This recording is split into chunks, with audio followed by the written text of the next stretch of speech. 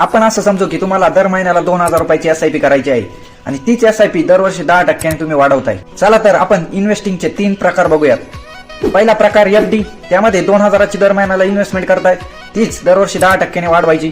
10 वर्षानंतर हीच FD मधले 2000ची अमाऊंट 5 लाख बनलेली असेल. 20 वर्षानंतर तीच अमाऊंट बनेल 22 लाख रुपये. 30 वर्षानंतर FD मध्ये बनतील 75 लाख रुपये आणि हीच SIP जर 40 वर्ष चालू ठेवली तर बनतील 2 करोड 20 लाख रुपये. दुसऱ्या प्रकारामध्ये हेच 2000 रुपये आपण 2 वेगवेगळ्या ठिकाणी इन्व्हेस्ट करणार आहोत. त्यामधले पहिले 1000 रुपये सेम FD मध्ये इन्व्हेस्ट करणार आणि त्यानंतरचे 1000 रुपये निफ्टी 50 इंडेक्स म्युच्युअल फंड मध्ये इन्व्हेस्ट करणार. या ठिकाणी 10 वर्षानंतर बनतील 7 लाख रुपये, 20 वर्षानंतर बनतील 40 लाख रुपये, 30 वर्षानंतर इथे बनतील 2 करोड 13 लाख रुपये आणि 40 वर्षानंतर 2 करोड 20 लाखाच्या जागेवर 3 करोड 60 लाख रुपये बनतील. आणि तिसरा ऑप्शन, आपण सर्व पैसे इंडेक्स म्युच्युअल फंड मध्ये इन्व्हेस्ट करणार आहोत आणि या ठिकाणी 40 वर्षानंतर 2 करोड नाही